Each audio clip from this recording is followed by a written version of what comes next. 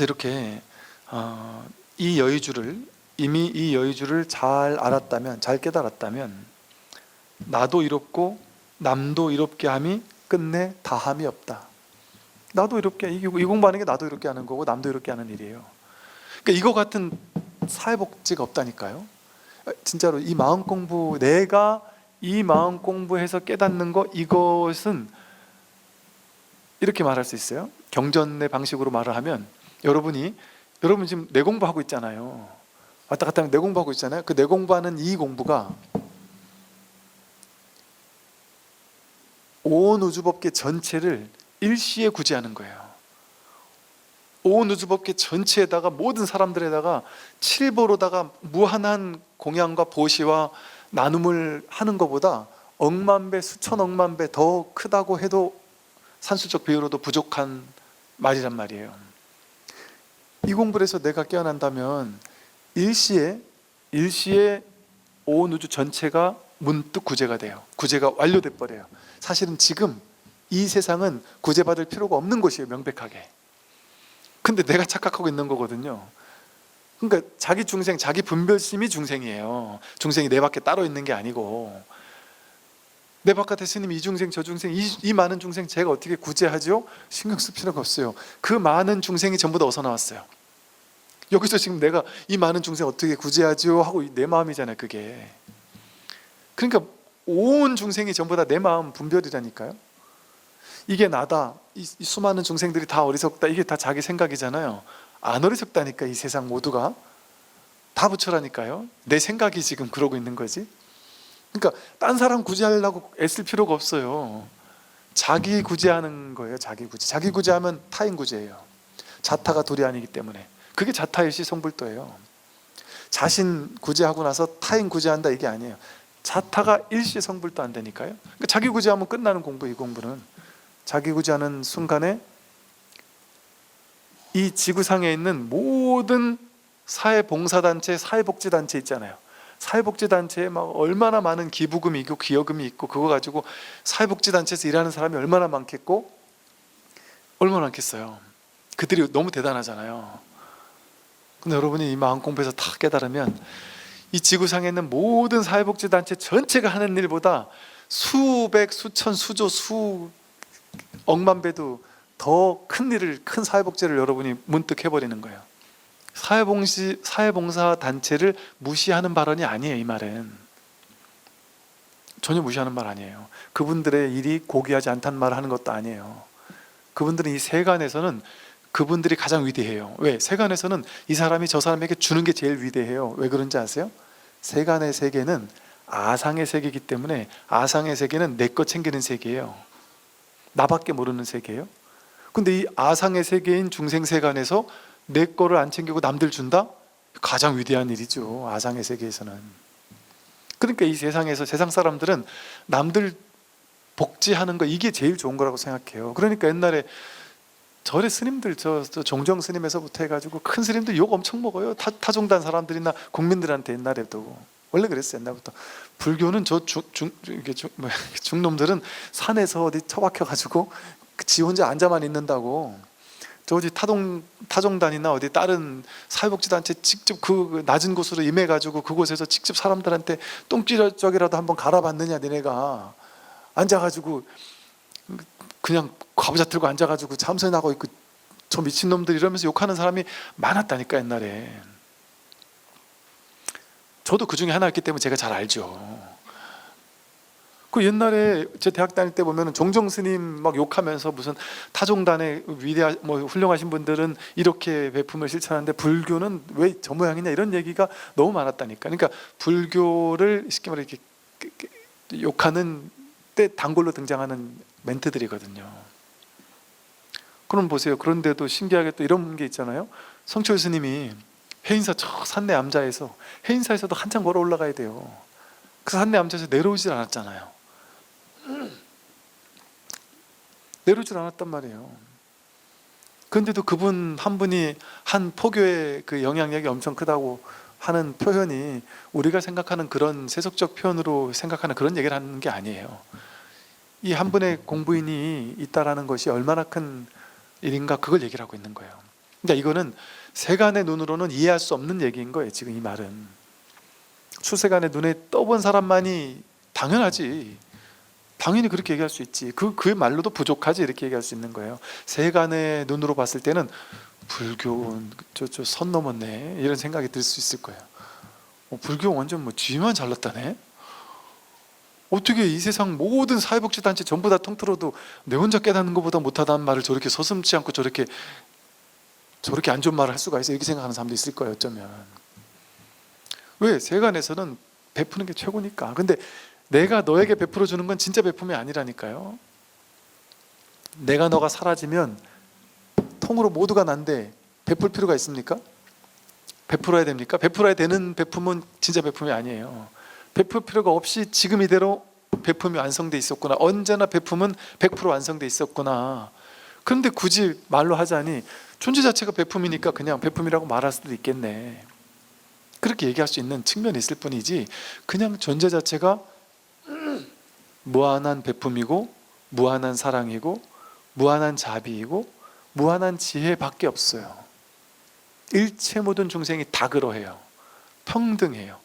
사람이 베푸는 것과 풀 한 포기, 나무 한 그루, 곤충 한 마리, 미생물 하나가 온 우주를 향해 베푸는 게 완전히 평등해요. 그걸 보고 부처님 옛날 뭐 제세 전생 남에 보면 뭐 무슨 뭐 또 옛날에 다 까먹었는데 뭐 이렇게 뭘 근수를 달잖아요. 근데 뭐 자기 몸뚱아리 달아 올려다 허벅지를 뭐 이렇게 잘라가지고 이렇게 달아줬다 뭐 하면서 자기 몸을 이렇게 희생해 주기도 하고 그러잖아요. 근데 허벅지를 아무리 잘라도 새 한 마리하고 근수가 같아지지가 않는단 말이에요. 그러니까 나중에 내 몸을 딱 올리니까 내 몸이 다 올라가야 이 새 한 마리하고 똑같아지더라는 거죠. 그게 몸무게가 새가 그렇게 많이 나가나? 그 얘기가 아니고 이 불성이 똑같다는 거예요. 모두가 평등하게 이 마음에서 나왔다는 거야. 전부 다 이 하나의 마음이라는 얘기예요. 그러니까 이거 하나 깨달으면 자타일시 성불도 하면 자타가 일시에 구제되고 자타가 일시에 완벽한 사회복지가 구현되고요, 완벽한 자비와 사랑이 구현돼 버려요. 누가 누구에게 펼치는 자비와 사랑이 아니에요. 여기에는 진정한 자비와 사랑에는 자비라는 말도 없어요. 사랑이라는 말을 할 필요가 없어요. 뭐 하나 붙으면 그거는 진짜가 아니에요. 오염이 돼버리는 것이지. 이게 진짜 자비고 진짜 사랑이죠. 그러니 이 마음, 자기 마음, 이 여의주를 알았다면 나도 이롭고 남도 이롭게 함이 끝내 다함이 없다. 다함 없이 그냥 늘 삶 자체가 이러니까 다함 없이 끊임없는 자비와 보시의 실천, 그거밖에 없으니까. 또 인연을 만나지 않으면 그냥 쉬는 거예요. 뭐 억지로 뭐 굳이 막 일을 만들 것도 없고. 그러나 또 그 일을 만들어내는 거는 현상의 문제예요. 그러니까 사람에 따라 다른 거예요. 그거는 인연 따라. 그건 사람 자기 인연 따라 달라요. 이렇게 예를 들어 이 법을 자꾸 전하려고 하는, 포교하려고 하는 스님들이 있을 수 있잖아요. 그죠? 그리고 그냥 본인 혼자 깨닫고 그냥 산속에서 혼자 이렇게 있다가 몇 사람, 인연 닿는 몇몇 사람에게만 전하다가 죽는 스님들도 있어요. 그러면 그 스님들은 잘못됐느냐? 전혀 아니에요. 그거는 이 법과는 상관이 없어요. 그러니까 자기 습이에요. 자기 원력이고. 그러니까 부처님도 그러시거든요. 사리불가 목건년이 뒤늦게 들어온 제자들인데 사리불가 목건년을 상수 제자로 넣는단 말이에요. 넘버 2, 넘버 3로 넣는단 말이에요. 늦게 온 스님들을 왜 우리보다 더 윗자리 올립니까? 그랬더니 그거는 법하고 아무 상관없다. 너네 법이 부족하고 법은 아무 차별이 없다. 내가 이 사람들을 차별하는 것도 아니다.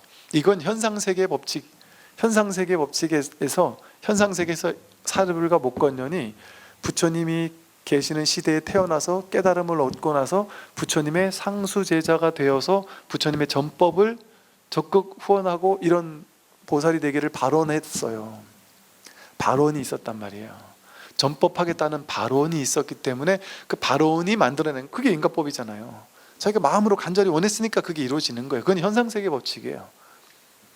그러니까 그렇게 해도 그만, 안 해도 그만인데, 그거는 현상세계에서 법칙은 그렇게 인강보, 원력 이런 거로 이루어져요. 그러니까 법을 깨닫고 나도 법을 전할 건지 말 건지, 그거는 자기 원력과 또 자기 인연이 있어야 되고, 자기 인연과 뭐 이런 것들에 따라 다른 거지, 이렇게 해야지만 훌륭한 스님이고 저렇게 하면 훌륭한 스님이 아니다, 이건 우리 생각이에요. 전혀 그건 상관없어요. 어떻게 살아도 괜찮아요.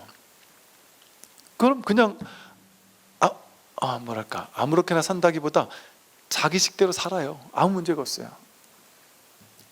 깨닫고 나서 성자가 된 청소부가 되어서 계속 평생 청소만 하고 살아도 상관없고,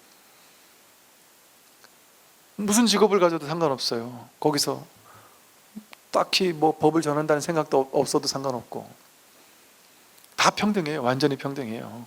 딱 법상에 앉아가지고 법을 전하는 분들만이 그런 게 아니란 말이에요. 자격증 있는 사람만이 뭐 있고 이런 게 없어요. 자격증이 없어요. 여기는 그게 다 상이잖아요. 다음 구절을 보면요, 강에 달은 비치고 소나무에 바람은 부는데 긴 밤 맑은 하늘에 무슨 할 일이 있겠는가. 이런 심정이에요. 이런 심정. 이게 예전에 이제 막 볼 때는 이렇게 좀 뭐 해설하기도 애매하고, 이건 뭐 아무것도 아닌 이런 얘기는 뭐하러 중간에 껴놨지, 뭐 이런 생각이 들었을 수도 있을 것 같아, 옛날에. 근데 그냥 이런 말이 나오는 거죠. 그 이뿐이에요. 강에 달은 비치고 소나무에 바람은 불어요. 긴 밤 맑은 하늘에 무슨 할 일이 있겠는가. 호수에 해는 떴다가 지고 이 산화가 울긋불긋 가을로 물들고, 얼마 전까지 더웠던 날씨가 갑자기 싸늘해지고 우리를 성상하게 껴나게 하고, 해는 뜨고 지고 바람은 불어왔다가 멈추고, 계절도 오고 가고 호흡도 들어오고 나가고, 이 세상 모든 사람들 저마다 각자 자기 갈 길 잘 가고 있고, 이 모든 것이 있는 이대로 이 여의주에 있으면, 이 마음에서 비추고 있으면 모든 게 그대로 투명하게 비추잖아요. 근데 거기 이게 달이다, 여기 해다, 오늘은 해가 밝다, 오늘은 뭐 바람이 좋다, 오늘은 날씨가 안 좋다, 이런 생각 없으면 모든 게 그냥 고스란히 투명하게 드러나잖아요.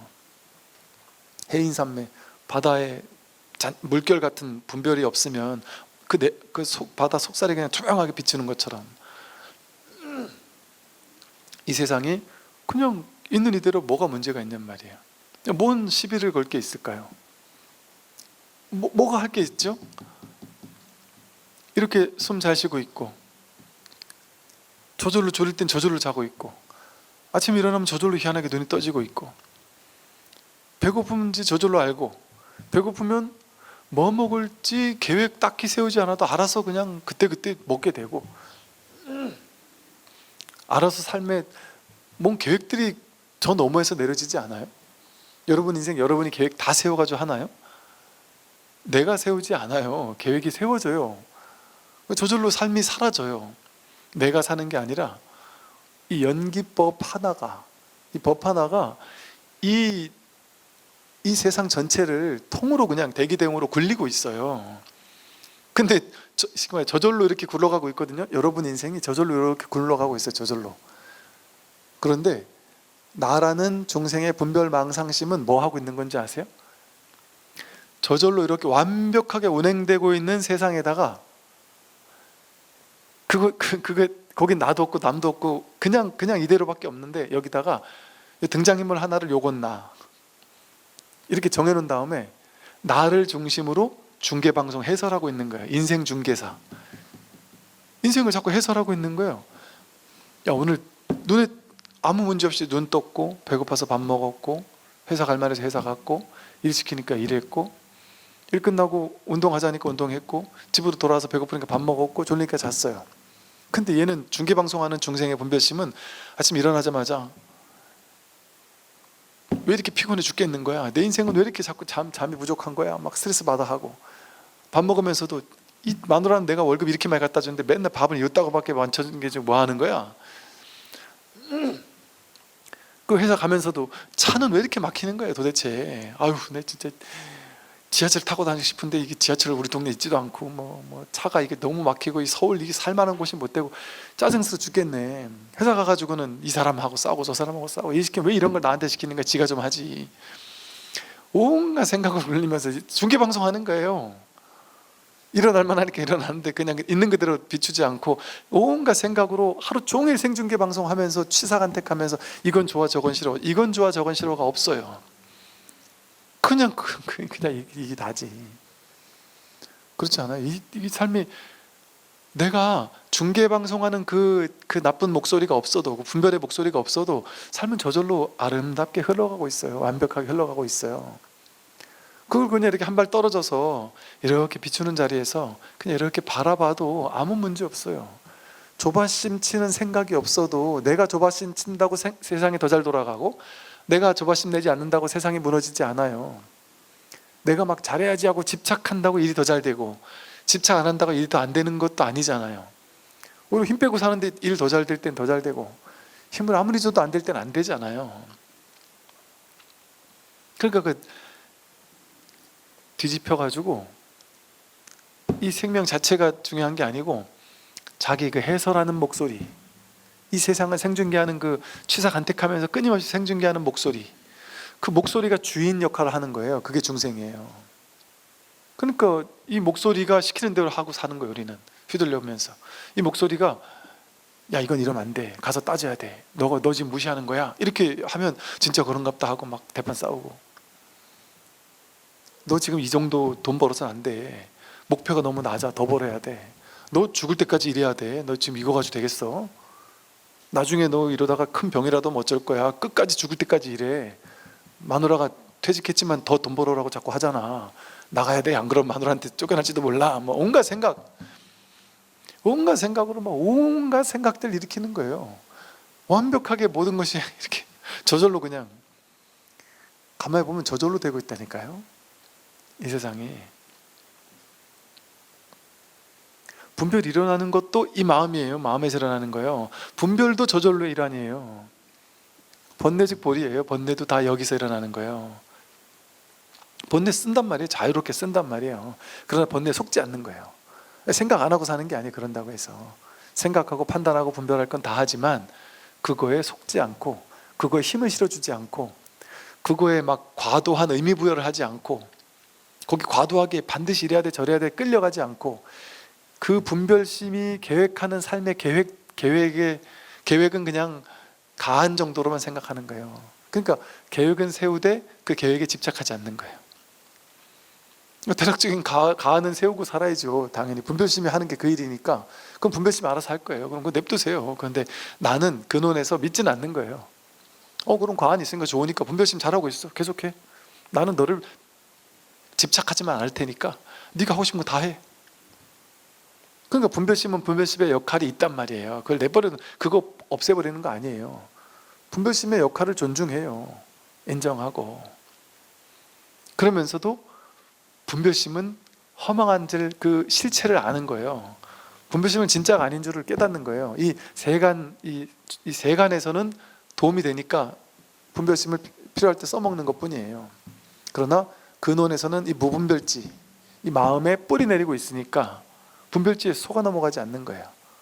분별지를 잘 활용하며 살지언정. 지금 여러분 삶에서 지금 이와 같은 일이 벌어지고 있잖아요. 달은 강에 비치고 소나무에 바람은 불고 호흡은 들어오고 나가고 집 앞에 자동차는 빵빵거리고 지나가고 사람들은 떠들면서 왔다 갔다 하고 아무 문제 없잖아요. 왜 우리 집은 왜 이렇게 시끄러운 거야? 저놈들 왜 이렇게 떠드는 거야? 왜 저 옆집 아파트는 싸우는데 문을 열고 싸우는 거야? 뭐 온갖. 제가 옛날에 저 속초에 있을 때 관사가, 우리 군인들 관사가 속초 시내 아파트 이렇게 중간중간을 부대에서 사가지고 이렇게 관사를 준 적이 있었어요. 그래서 이제 딱 인수인계 받은 관사가 있어서 한 번씩 거기 가면 와, 딱 그 아파트는요 오래됐고 좀 막 날림 공사인지 모르겠어요. 옆집 사람들 소리가 그냥 실시간으로 너무 또렷하게 들리는데 옆집 뭐 그 옆에 사는 집 사람들이요, 그러니까 민간인들하고 섞여 막 사는 거죠. 막 여기 하나, 관사가 여기 하나, 저기 하나, 저기 하나 떨어져 있으니까, 와 진짜 사람들이 이렇게까지 진짜 힘들게 사시는구나. 와, 그 집 부부 싸움이 진짜 장난이 아닌 거예요. 거의 어떻게 저렇게까지 맨날 싸우지? 저렇게 죽으라고 죽지 못해 싸우지? 그 소리가 너무나도 생생하게 실시간으로 막 그냥 무슨 내용인지까지 다 들리고, 여름에는 창문 다 열어놓고 싸우면 막 싸우다 보면 한 10분 20분 지나면 그 여기 다른 집인 것 같아요. 다른 집에서 조용히 좀 하라면서 또 욕을 또 하고, 그러면 또 그 사람을 향해서 또 밖에다 니나 조용히 하고 막 뭐 가끔 그 희한한 일이 벌어져요. 그래서 야 참, 뭐 가끔 그런 곳도 있나 보죠. 그 희한한 동네가 있대요. 참 중생세간이 되게 재밌어요, 진짜. 참. 그럼 이걸 그냥 재밌게 보면은 그냥 재밌게 웃고 그냥 보는 거예요. 근데 그런 거 하나하나에 스트레스 받으면 얼마나 인생이 막 괴롭겠어요. 얼마나 스트레스 받겠어요. 근데 우리 인생에 여러분 인생에서 심각하다고 느끼는 모든 일들 있잖아요. 자식이 진급 떨어져서 죽을 것 같은 거 맞습니까? 원래 세상에는 누구는 진급 붙고 누구는 떨어지는 게 당연하잖아요. 자연스럽고 당연한 일이 벌어진 거예요. 그리고 붙는 사람보다 안 붙는 사람이 더 많잖아요. 다수결도 더 많은 쪽에 우리는 들어가 있는 거예요. 떨어진 사람일수록, 그죠? 더 평범한 사람인 거예요. 애들이 공부 잘하는 사람이 더 많아요? 못하는 사람이 더 많죠. 무슨 뭐 서성한 중경외시 이렇게 해봐야 전국에서 한 2%, 3% 이거밖에 안 된다더라고요. 걔네가 이상한 애들인 거예요. 나머지가 그냥 평범한, 우리가 다 정상이라니까요. 근데 왜 나를 비정상이라고 생각하냔 말이에요. 내 자식을 비정상이라고 생각하는 그 생각을 믿냔 말이에요. 꼭 그 생각을 가지고 치사간택하면서 시비 걸지 않으면 지금 삶이 아주 순조롭게 물 흐르듯이 내가 벌 만큼의 돈이 저절로 들어오고요, 벌어서는 안 된다 싶은 돈은 저절로 안 들어오고 있고요, 그럼에도 불구하고 이 분별심은 그래도 더 벌고 싶어 하는 생각이 올라오는 것도 문제없어요. 내버려 두세요. 그럼 네 맘대로 벌어. 그럼 얘는 알아서 벌 거니까 냅두세요 그냥. 근데 나는 그건 아는 거지. 이렇게 열심히 하긴 하지만 뭐 벌리고 안 벌리는 거는 인연에 따른 거야 하고 내맡기고 열심히 하는 거예요. 그러니까 분별도 분별의 역할을 한다니까요. 그러니까 깨닫고 나면 분별심이 탁 죽어버리는 게 아니에요. 그러니까 깨닫고 나도 분별심대로 살아가니까, 그러니까 이제 어떤 보살님이 아드님하고 왔어요. 근데 이 아드님은 불교의 불자도 모르고 자신의 얘기를 한 번도 아들한테 종교 얘기는 해본 적도 없어요. 근데 이제 약간 어르신 보살님이 이제 저한테 이제 와서 둘이 이런저런 얘기를 하다가 온 김에 이제 얘기를 하는 거예요. 선생님, 사실은 제가 이렇게 그러더라고요. 이렇게 법문 계속 듣다가 희한하게 이 법문을 듣다가 그냥 뜬금없이 이분은 좀 아니야 싶은 이분은 좀 아니야 싶은 법문을 심심해서 들었대요. 너무 이 얘기만 듣기도 뭐하니까 이분은 좀 아니야 싶은 법문을 들었는데, 그거 듣다가 그분이 그 다 생각이잖아 이랬는데 그때 문득 쑥 내려가 버렸대요. 확 체험이 왔대요. 그래가지고 진짜 어이가 없었대요. 이거 나는 이분은 공부 많이 하는 분 아닌 분 같은데 오히려 그분 법문 듣다가 확 알아챘다는 거죠. 당연히 그럴 수 있어요. 내가 준비가 되어 있었던 거예요. 그러면 그 법문을 들어서만 깨닫는 게 아니에요. 지나가는 사람 말 한마디 듣고도 깨달을 수 있어요. 내가 준비가 되어 있으면. 근데 그때 딱 하고 나니까, 그러고 나서 한 몇 년 지났는데, 그러고 나서 너무나 정말 자유롭고, 뭐 이제 그런 얘기들을 쭉 했어요. 그래서 이제 제 그 옆에는 아들도 처음 듣는 얘기인 거죠. 그런 얘기를 처음 듣는 얘기니까 아들도 깜짝 놀라면, 아들이라 그래봐 이제 한 40, 50대 된 분이더라고요.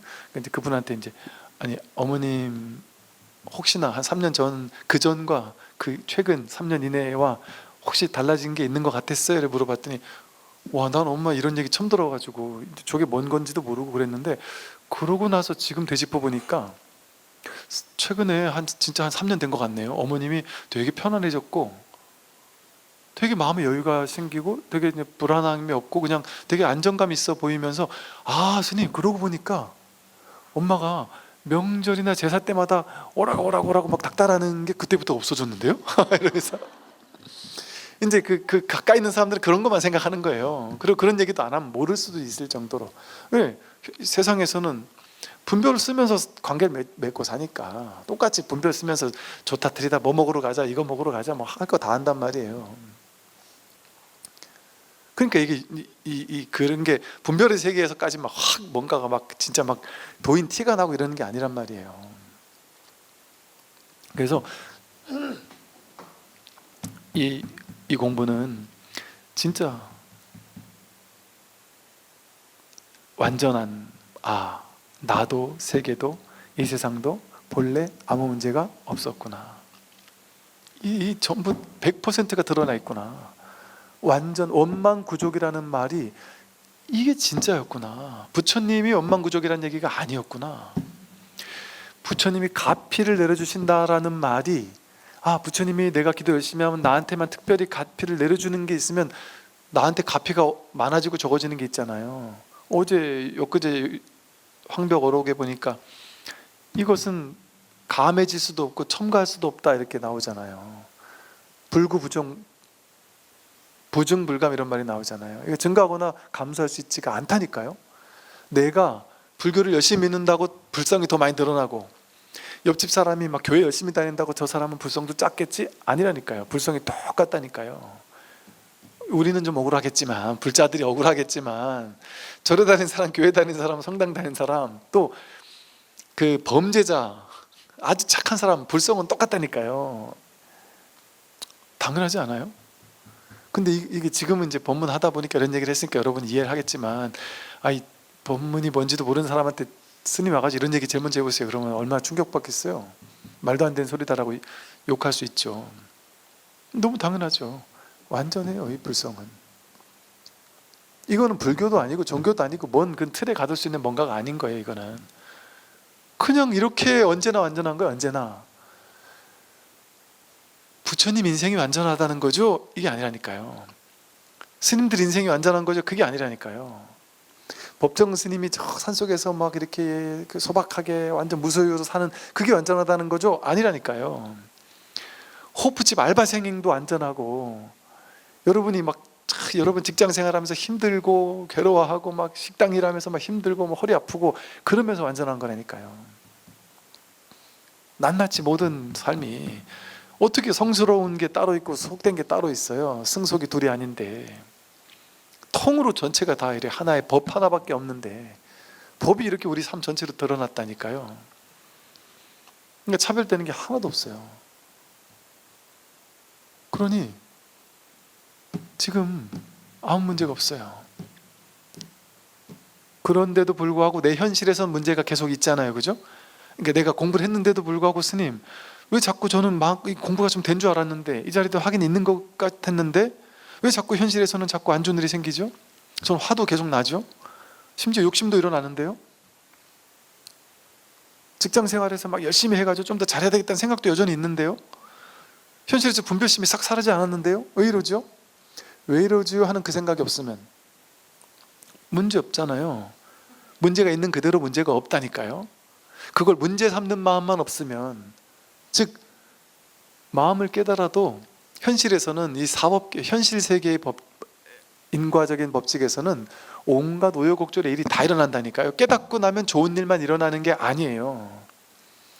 깨닫고 나면 그 누구도 나한테 시비 걸지 않고 그 누구도 나를 욕하지 않고 이러지 않는다니까요. 부처님도 사람들한테 엄청 욕을 먹으셨잖아요.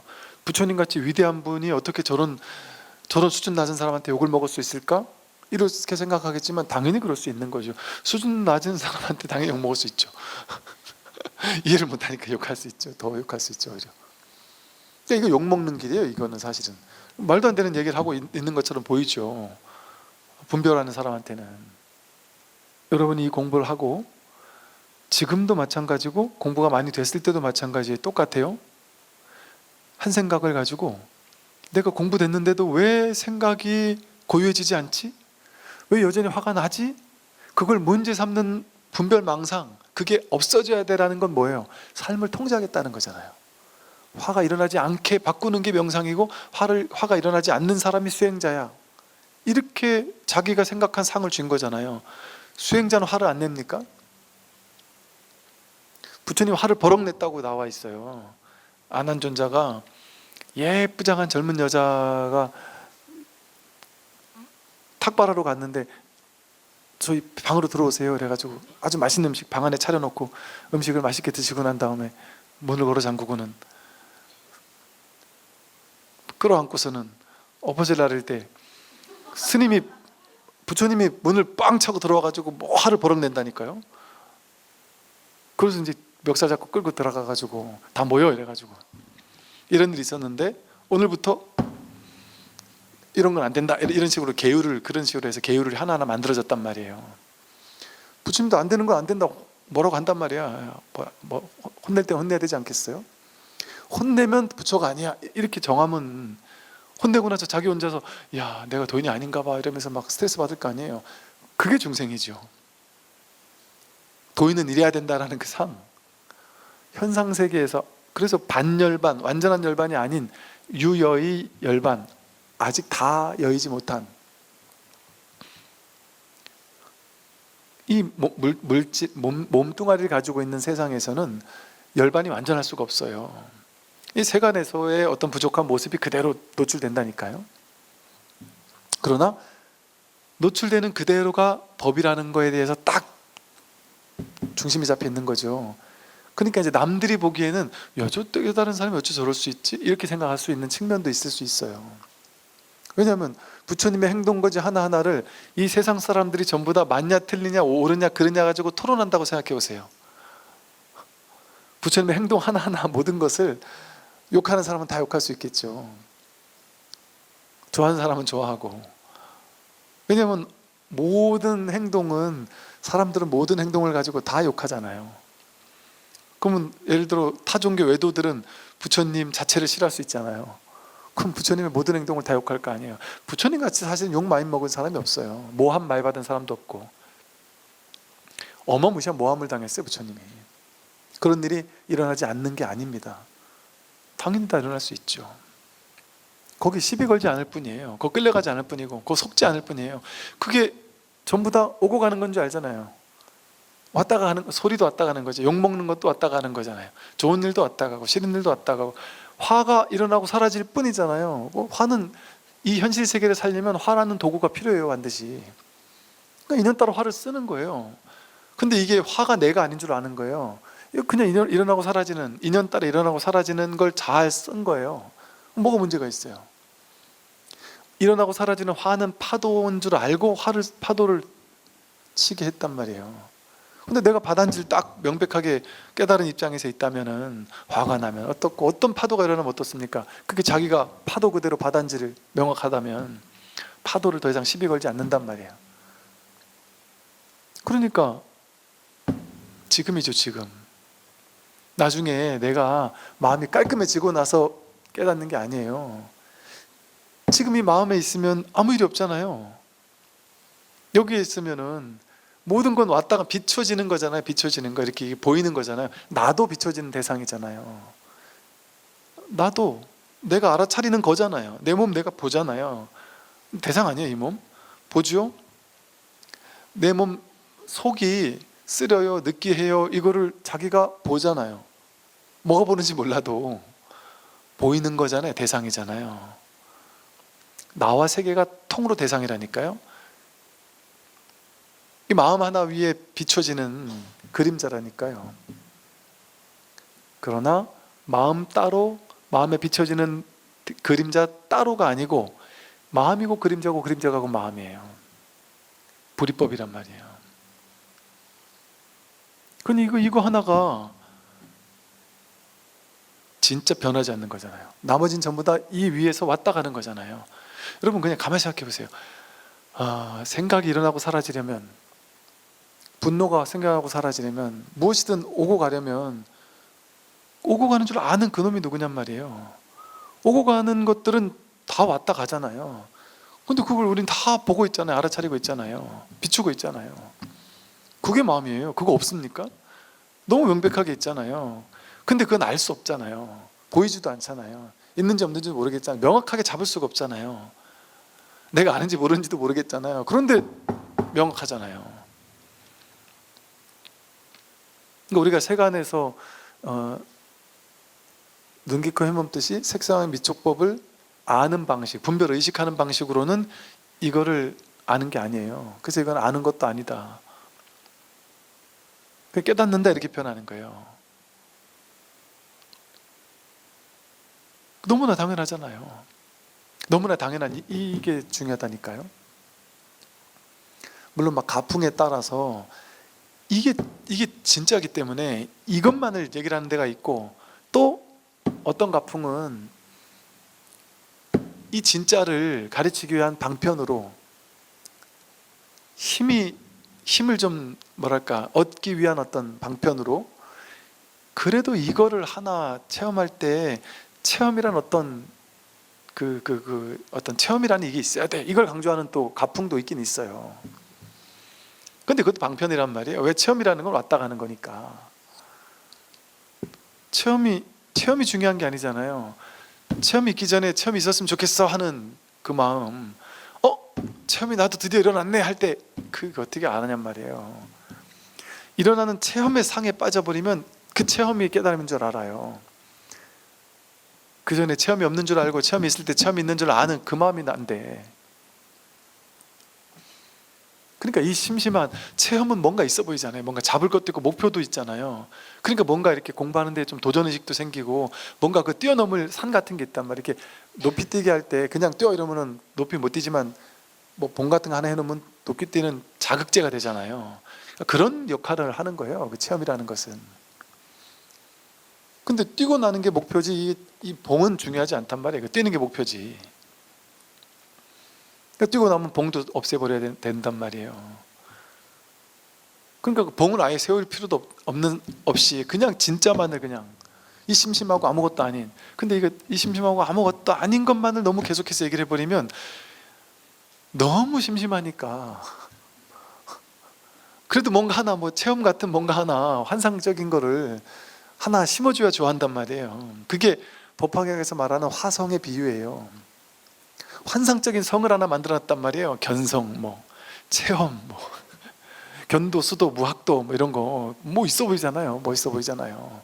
네가 나랑 똑같아 이렇게 얘기하는 것보다, 네가 나랑 똑같아지려면 견도, 수도, 무학도 단계를 넘어서야 돼, 1단계부터 통과해 이렇게 얘기하면 뭔가 좀 선명한 것 같고, 중생들은 그런 방식을 좋아한단 말이에요. 네나 나나 똑같아 이렇게 하면 싫어한단 말이에요. 그러니까 어쩔 수 없이 방편을 써서 너가 부처인데 너가 부처라고 말을 안 하는 거예요. 네가 40년 전에 헤어졌던 내 자식인데 딱 보자마자 거지가 돼서 나타난 자식에게 내 자식이야 이렇게 말하면 도망가니까, 알았어, 네가 내 자식인데 자식이라면 무서워하고 도망치니까 알았어, 네 내 자식 아니야. 네는 내 자식, 나같이 대단한 사람의 자식이 아니고 너는 하찮는 거지로 막 굴러먹은 사람이 맞아. 그러니까 너는 하찮게 굴러먹은 놈이니까 하찮게 굴러먹을 일이나 줄게. 우리 집에 와서 똥 치워. 너는 원래 그런 놈이니까 똥이나 치워. 이렇게 얘기하면 신나하는 거예요, 이 아들이. 와, 나한테 일자리가 생겼다. 그래서 월급 받아먹는 그게 즐거운 거예요. 그게 법화경의 비유예요. 그러니까 네가 부처다, 네가 이 집의 주인이 너야, 네가 내 아들이야, 이거 다 네 거야 이렇게 얘기하면 무서워서 도망치니까, 하인 중에도 제일 밑에 있는 하인한테 시켜가지고 가가지고 똥 치는 일 시킬 테니까 해라 이렇게 해가지고 점점 월급을 많이 주기 시작하고, 똥 치는 일 시키다가 이제 점점 좀 더 일 잘하면 좀 좋은 일 시키고, 청소일 시키다가 이제 막 회계 일도 시키다가 집안 전체적인 막 재정 팀장도 시키다가, 그러다 이제 핵심 내 넘버원 이제 비서실장 같은 격까지 승진을 했단 말이에요. 그때 이제 아버지가 죽을 때 돼가지고 임금하고 마을에 아주 대단하신 분들을 다 불러 모아놓고, 내가 죽기 전에 유언을 하나 하겠습니다. 내가 지난 몇십 년 동안 데리고 있던 이 똥 치우던 얘, 지금은 우리 회계 팀장, 내 아들이에요. 그러니까 이 회계 팀장이 그 말을 딱 듣고, 옛날 같았으면 도망쳤을 텐데 이제는 늘 가까이 와고 익숙해지고 이런 삶에 이제는 충분히 이제 누리고, 아 내가 이 정도 누려도 되는 사람이구나. 아, 내가 이런 사람이구나가 이제 가까워 오니까, 그때 돼서 딱 얘기를 하니까 아, 정말 그렇습니까 하고 감동을 한단 말이에요. 내가 이 집 주인이구나, 내가 이분의 아들이었구나, 이게 다 내 거구나, 내가 이렇게 완전한 사람이었구나, 이걸 이제 받아들이는 거예요. 이 불교에서 보면 이 다양한 경전에서 다양한 방편을 가지고 이 공부 하나를 계속해서 고구정령하게 설하고 있는 것이죠. 참고하십시오.